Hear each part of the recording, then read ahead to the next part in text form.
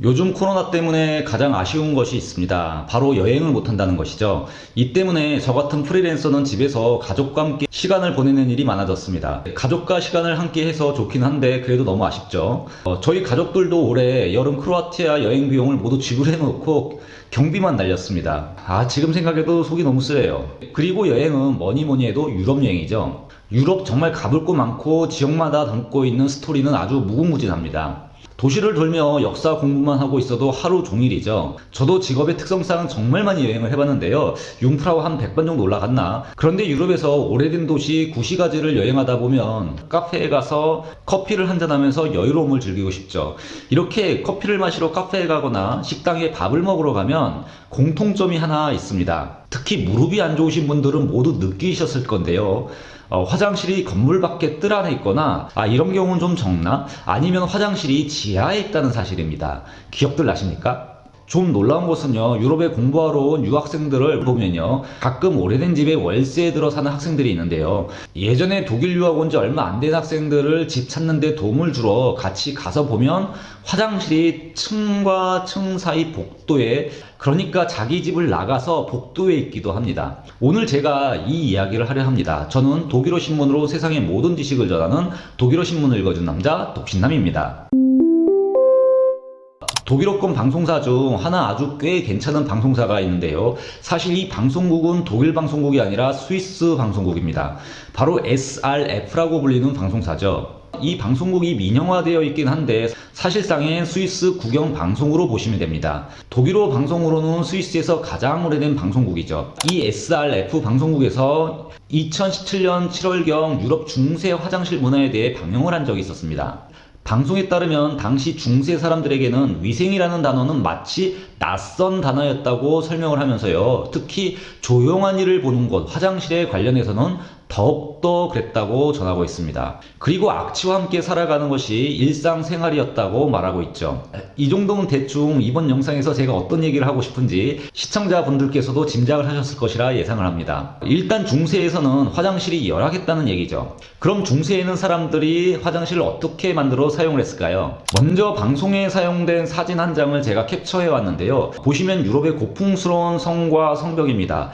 지금 사진이 조금 잘 안 나와서 그러는데 성이 있으면 성을 요새화하고 보호하기 위해 성벽 주위에 해자라고 하는 것들을 만들어 두었죠. 잠시 다른 사진을 보여드리면 이렇게 가능하면 물로 성 주변을 둘러서 방어망을 세우거나 또는 구덩이를 봤을 겁니다. 이 사진은 제가 중세 역사 얘기를 할 때 자주 언급하는 누른베르크 도시 황제의 성에 있는 해자입니다. 근데 우리는 해자를 꼭 물로만 채워놓은 곳을 얘기하나요? 지금 제가 시청자분들께 묻는 겁니다. 제가 독일에 온 때가 고등학교 때라 정말 잘 몰라서 묻는 겁니다. 독일은 해자가 두 종류가 있는데요. 하나는 이를 바서그라벤, 또 다른 하나는 트로켄그라벤이라고 부릅니다. 그러니까 물로 채운 구덩이 또는 건조한 구덩이 이런 식으로 표현을 하더라고요. 이렇게 중세 성들 대부분은 외부의 적들로부터 침입을 보호하기 위해서 이런 해자를 둡니다. 우리가 얘기하는 르네상스를 지나 바로크나 로코코 시대에 들어오면 징기스칸이 포를 가지고 유럽에 들어오자 이제 화약을 사용하면서 이런 성벽은 필요가 없다는 것을 알게 됐죠. 그 후로 바로크 시대에 나타나는 이런 성벽이 없는 성들이 나오기 시작합니다. 그러나 전에는 이렇게 성벽을 두고 해자를 두었죠. Anyway, 이 해자에 놓인 성벽들을 보시면요, 살짝 성벽 밖으로 나와 있는 부분을 보시게 될 겁니다. 지금 손가락이 가리키는 곳이죠. 그리고 이 아래에 물이나 구덩이가 있다고 상상을 해보시면 조금 그림이 더 완벽해지죠. 이를 돕기 위해 다른 사진을 보여드리면 살짝 밖으로 나와 있죠. 더 자세히 보여드리기 위해 다른 사진을 보시면 캠페인이라고 불리는 성인데요. 이렇게 밖으로 도출되어 있는데 이것이 바로 중세 화장실이었다고 생각하시면 됩니다. 안에는 이렇게 되어 있습니다. 지금 보시는 사진은 오스트리아 짤츠부르크 중세 화장실이죠. 개인 용도의 화장실이었고요. 당시는 대체적으로 공용 화장실을 이렇게 성벽에 두기도 했다고 합니다. 시내 쪽 공용 화장실이 있었던 도시들은 프랑크푸르트, 런던, 바젤 정도였다고 하네요. 개인 화장실을 만드는 것을 금하는 도시들도 많았던 것으로 보입니다. 누른베르크 도시에 살았던 알브레히트 dührer는 집안에 개인 화장실을 두었다고 해서 당시 누른베르크 시로부터 벌금형을 받았다고 합니다. 그나마 알브레히트 dührer라 르네상스 3대 성인 정도 되니까 벌금형이었고요. 보통 사람은 육체의 고통을 가하는 형벌을 받았던 것이죠. 왜 이렇게 개인 집에 화장실을 두는 것에 대해 예민했던가 생각을 해보면 이건 순전히 제 생각인데요. 중세 유럽은 성 안에 밀폐된 곳에 많은 사람들이 살았기 때문에 또 다른 목적으로 개인의 시설을 만드는 것에 사람들이 아주 민감하게 반응했던 것 아닌가 싶습니다. 사실 대지를 적게 잡고 실평수를 늘리기 위해 중세 집들이 위로 올라갈수록 밖으로 나오는 경우가 굉장히 많거든요. 어쨌든 방송사 SRF는 암흑의 시기 중세는 생각보다 그리 나쁘지 않았다고 전합니다. 사실 중세를 암흑의 시기라고 부르지만 인간의 내면을 관찰할 수 있었던 르네상스를 태동하기 위한 시기이기도 했죠. 그래서 암흑의 시기로 부르는 것에 대해 반대하는 분들도 많습니다. 그렇기 때문에 방송이 이렇게 조심스럽게 얘기를 하는 듯 하죠. 그러나 예민한 코를 가진 분들에게는 분명 암흑의 시기였을 것이라고 말을 하고 있는데요. 도시와 농촌 등 사람들이 살아가는 곳의 악취는 분명 말로 표현할 수 없었을 정도였다고 합니다. 물론 추측을 하고 있는 겁니다. 이 기사를 쓴 기자들도 당시 생활이 어떠했는지 살아보지 않았으니까 실제로는 모르겠죠. 그러나 확신에 찬 강한 추측을 하고 있는데요. 당시 사람들은 아마도 오늘날 같은 화장실의 개념을 가지고 있지 않았을 겁니다. 방송에 따르면 당시 사람들은 볼일을 보게 되면 집들이나 나무가 무성한 숲에 들어가거나 아니면 저녁에 요강 같은 것에 대변이나 소변을 본 뒤 그것을 창밖으로 던져버렸다고 설명을 하고 있습니다. 사진에 보시는 것처럼 이 그림은 정말 세상의 모든 잡다한 지식을 전하는 플라넷 비센이라는 신문사의 기사인데요. 유럽의 화장실 역사를 소개하는 기사를 2017년에 올렸습니다.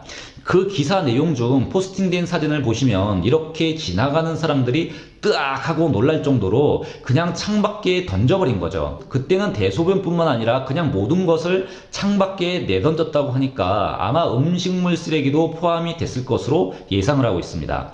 그러니 도시는 악취가 진동했을 겁니다.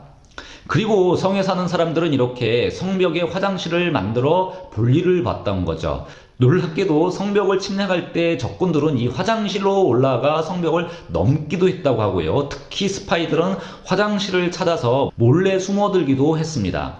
물론 귀족들은 18세기까지 집안에서 볼일을 보았을 것으로 추측하고요.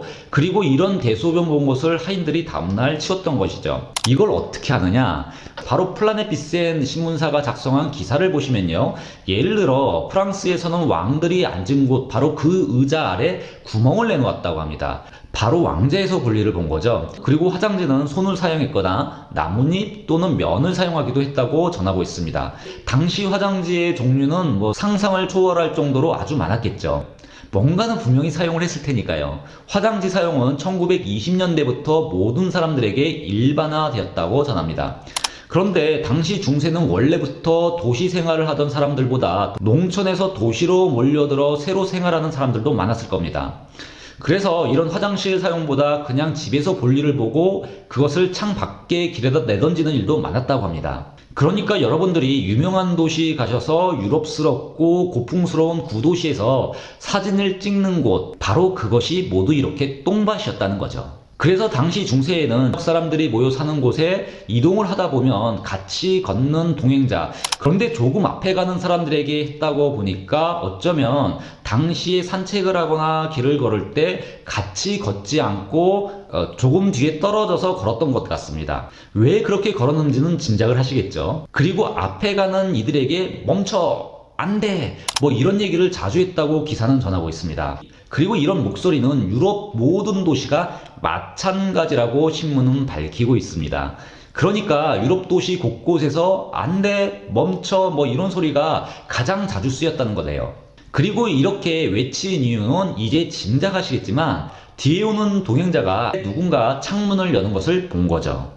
사실 유럽에서 전에 화장실이 없었느냐? 고대까지만 해도 사람들은 화장실을 사용했었습니다. 그러나 중세에 들어 이런 화장실 문화가 사라졌다고 신문은 밝히고 있습니다. 그래서 암흑의 시대의 중세라고 말을 하기도 하는 거죠. 기사는 영상 앞부분에서 잠시 예를 들었던 이 뉘른베르크에는 1500년대에 7년 동안 비우지 않았던 화장실을 사용했던 적이 있었다고 전합니다. 그러니까 정말 악취가 진동했겠죠. 제가 사랑하는 누른베르크가 이랬던 거죠. 근데 이 글을 쓴 기자는 어떻게 이런 것까지 다 할까요? 그리고 뮌헨은 중세말 길거리에 버린 대변은 그날 모두 치워야 한다는 법령도 있었다고 하네요. 그러니까 대변을 보고 그냥 사람 다니는 길에 버리고 이랬다는 것이 일반적이었다는 것은 사실인 듯합니다. 도시의 화장실은 19세기 들어 본격적으로 만들어진 것 같습니다. 당시 도시인들에게는 이제 익숙했다고 말을 하는데요. 그러나 농촌 사람들에게는 그리 익숙하지 않은 문화였다고도 말을 하고 있습니다. 이런 것을 보면 전 유럽에 보급된 것은 아니었던 것 같고요. 이제 막 도시에 화장실이 생기며 화장실 문화가 안착되던 시기였던 것 같습니다. 결국 기존 건물에 화장실을 만들어야 하는데 만들 여유 공간이 있는 곳이 층간 계단 중간이거나 아니면 지하실밖에 없었던 거죠. 특히 구시가지 식당들은 대부분 그랬을 겁니다. 그래서 화장실이 건물 밖 호프, 즉 집들 앞마당에 있거나 아니면 지하실에 새로 만들어야 했던 겁니다. 이렇게 미개했던 중세 유럽이지만 역사 고고학자들에게는 아주 귀중한 자산입니다. 신문은 성벽 주변 토지를 통해 당시 사람들이 무엇을 먹었고 어떤 생활을 했으며 어떤 병에 걸렸었는지를 아는 중요한 단서가 된다고 전하고 있습니다. 그래서 해자를 학문의 보고라고 부르고 있죠. 저는 독일어 신문에 나온 세상의 모든 지식을 전하는 독일어 신문을 읽어준 남자 독신남입니다.